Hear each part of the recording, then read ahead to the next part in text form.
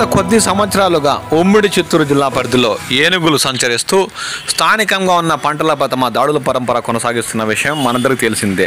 దీంతో ఆర్థికంగా నష్టపోతున్న రైతులకు రాష్ట్ర ప్రభుత్వం ద్వారా అటవీ శాఖ సిబ్బంది సిఫారసుతో ఆర్థిక పరిహారం అక్కడక్కడ జిల్లాలోని పలు రైతులకు అందజేస్తున్నారు.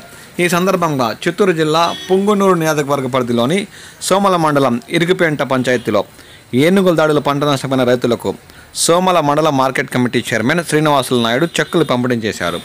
ఈ సందర్భంగా అటవీ శాఖ అధికారులు మాట్లాడుతూ ఏనుగుల వల్ల ఎలాంటి ఇబ్బంది ఉండవని తగు చర్యలు తీసుకుంటామని వారు హామీ ఇచ్చారు.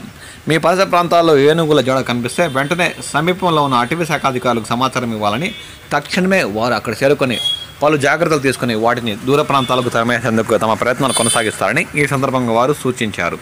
ఈ కార్యక్రమంలో స్థానిక ఫారెస్ట్ అధికారులు, తెలుగుదేశం పార్టీ నాయకులు, గజ బాధిత రైతులు పాల్గొన్నారు.